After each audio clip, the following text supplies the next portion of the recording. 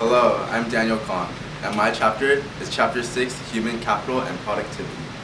So, it starts off by explaining why rich people are richer than us. So what makes rich people people richer than us? Like people like Bill Gates, Tiger Woods, Alex Rodriguez, and Steve Jobs. They not only do they have like more wealth, more money, but the main reason why they're richer than us is their human capital. They have a much higher human capital than many of the other people in this world.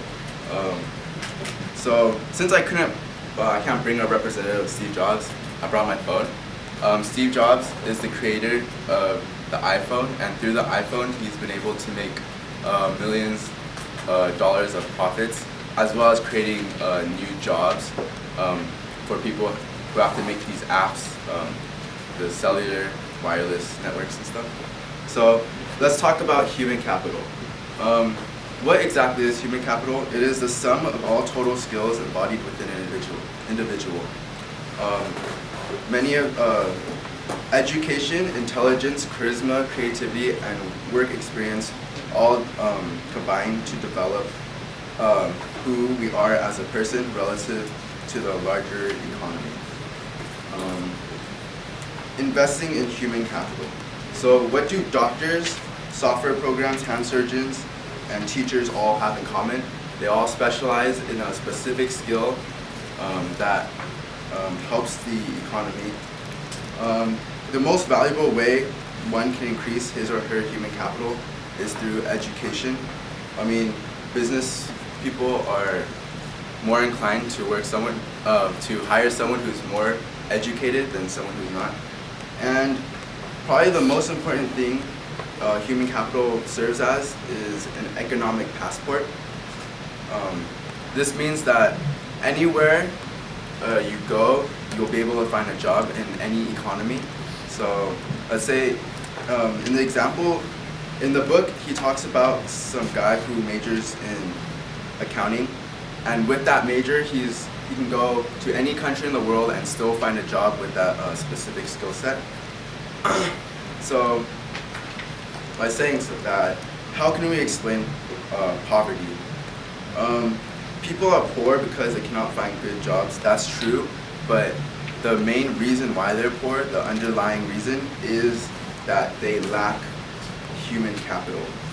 I mean, being poor, having bad jobs is a symptom of having a poor human capital. This can be seen in India, since India is one of the most populated countries, but it's also one of the country that lacks human capital, making it one of the poorest countries in the world.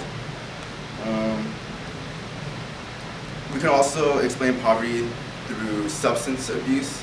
People with substance abuse, disabilities, or mental illness. These factors prevent them from gaining human capital.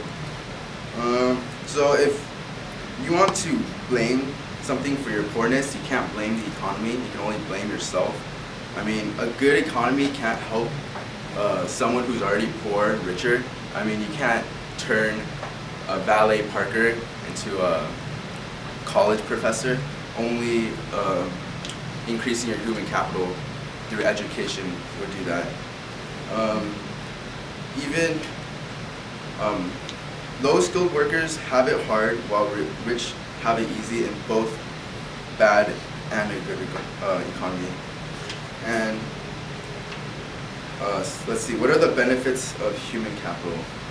So if we were to look at, the book talks about if we were to find 100,000 high school dropouts and just shove them into Chicago, what would happen? Well, the outbreak of gang violence, wars, violence, and unproductivity and blight would probably occur, and probably Chicago would probably get poorer because people wouldn't want to visit, and they'll eventually want to try and kick them out. Whereas if we got 100,000 college graduates go to Chicago, they can create businesses. They have specialized talents which they can work with each other to make the overall economy better in Chicago, thus increasing profits, revenue, and expanding business, attracting more people, which would be significant, or better for Chicago. We could also see in the Naval Air Warfare Center in the 1970s, they were to be closed, but because of the worth of labor, private sectors wanted to buy them, so many of those people's jobs were saved. And if workers of mills, mines, factories, or plants, if they all lost their jobs, they would probably be jobless. And since there's so many of them, none of the governments would want to, none of the business owners would want to hire them. So human capital is not only about making money. It also makes us better parents, more informed voters, and it makes us more appreciative of art and culture and life. However, in the developing world, the effects of human capital are more profound. As example would be, in the developing world, a woman who has in one more year of education, her children would, the lives of the children would increase by 5 years. The worth of a human capital. We are a human capitalist economy. The total stock of human capital constitutes everything we know as a people. It defines how well off we are as a society.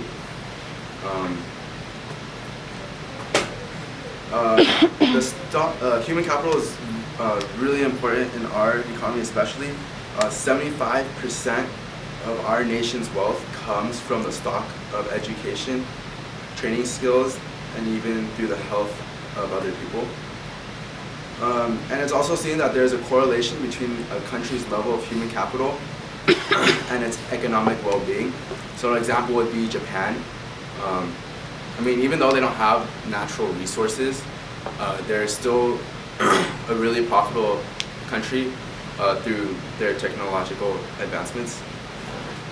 So human capital is important because it's linked with one of the most important ideas of economy, which is productivity. Productivity is the efficiency with which we convert inputs into outputs. The more productive we are, the richer we are. One of the reasons why America is so rich and is better off than other countries is because we have such a productive workforce and specialized jobs. And so when we outsource jobs that would lower America's productivity level. For an example, we wouldn't get engineers or scientists to make Nike shoes. We get people from China to do that. Productivity growth. Productivity growth is what improves our standard of living. Since the Industrial Revolution, our productivity growth has been growing ever since. To find how long productivity doubles, all we need to do is divide 72 by the rate of growth. And productivity growth is not a zero-sum game. This means that if other countries become gradually more productive, so will us. Because we'll be able to trade resources with them. It also depends on investment of physical capital, human capital, research and development, and effective government institutions. This is the idea that we must give up something in the present in order to make more in the future. And productive parents make productive children, and vice versa. The factors that decrease productivity growth are high taxes, bad government, poorly defined property rights, social factors such as discrimination, and societies that denies women education. And here is my poster. Crazy right there. It says that skilled laborers work as a team of people, so these people all contribute to the greater economy and all possess human capital.